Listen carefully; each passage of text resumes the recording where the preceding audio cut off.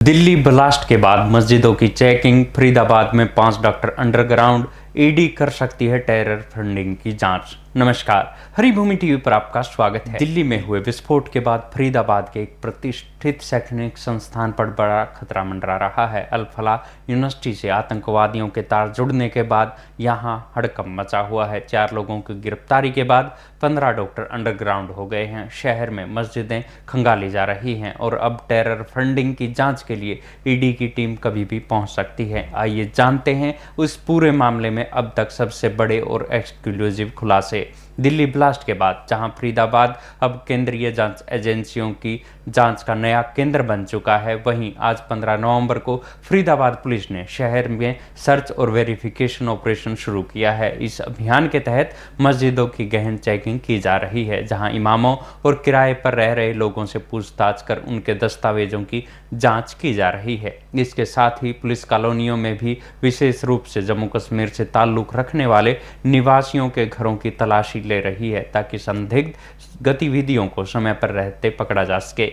मुजेसर थाना प्रभारी पूर्ण कुमार का कहना है कि पुलिस सभी को शक की निगाह से देख रही है। लोगों को किसी भी संदिग्ध गतिविधि की जानकारी तुरंत देने के लिए जागरूक किया जा रहा है। अल फलाह यूनिवर्सिटी अब crime branch, Delhi police, UP ATS, Gurugram STF और जम्मू कश्मीर पुलिस जैसी कई एजेंसियों के घेरे में है। यूनिवर्सिटी से पहले ही Muzammil madam, surgeon doctor Shaheen Saeed, मस्जिद के मौलवी इश्तियाक और एचआर विभाग के जमील को आतंकवादी गतिविधियों में शामिल होने के आरोप में पकड़ा जा चुका है। इस कार्रवाई के बाद एक सनसनीखेज खुलासा हुआ है कि डॉक्टर मुजमिल के संपर्क में करीब 15 डॉक्टर अचानक अंडरग्राउंड हो गए हैं। इन सभी के मोबाइल फोन अब बंद आ रहे हैं। यूनिवर्सिटी स्टाफ का मानना है कि लगातार पूछताछ और गिरफ्तारी से घबराकर डॉक्टर्स और स्टाफ सुरक्षित स्थानों पर चले गए हैं। इस आतंकी कनेक्शन के कारण यूनिवर्सिटी में डर का ऐसा माहौल बना है कि शैक्षणिक और स्वास्थ्य सेवाएं पूरी तरह से प्रभावित हुई हैं। यूनिवर्सिटी के लगभग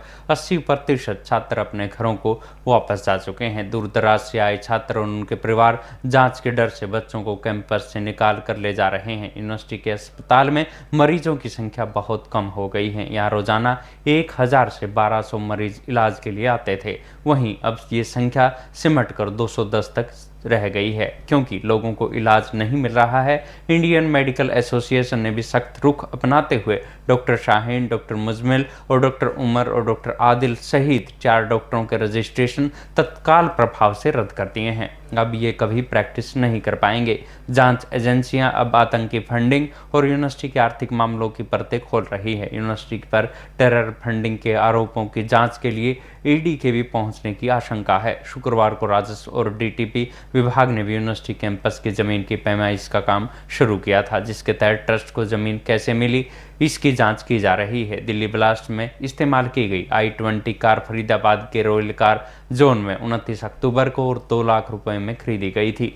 ये कार आमिर राशिद नाम के शख्स से बेची गई थी, जिसने J&K का ड्राइविंग लाइसेंस दिया था। इस ब्लास्ट की जांच अब फरीदाबाद की सीमाओं से बाहर निकलकर राष्ट्रीय और अंतर्राष्ट्रीय स्तर पर फैल चुकी है। NIA, UP ATS, Jammu Kashmir police की संयुक्त टीमें लगातार यूनिवर्सिटी के अंदर और बाहर दोनों जगह जांच कर रही हैं। यूनिवर्सिटी में अब पुलिस और जांच अधिकारियों को भी सीआईए की सिविल ड्रेस टीम द्वारा पूछताछ के बाद एंट्री दी जा रही है, ताकि हर रिकॉर्ड दर्ज हो सके। जांच के तार खोज से लेकर कश्मीर और दुबई तक फैलाए जा रहे हैं। गुरुग्राम पुलिस ने भी सख्ती बढ़ा दी है, जिसके तहत फूड डिलीवरी और पिकअप सर्विस प्रोवाइडर को निर्देश दिए गए हैं कि वे अपने सभी डिलीवरी पार्टनर्स का पुलिस वेरिफिकेशन अनिवार्य रूप से करवाएं और सारा रिकॉर्ड साझा करें।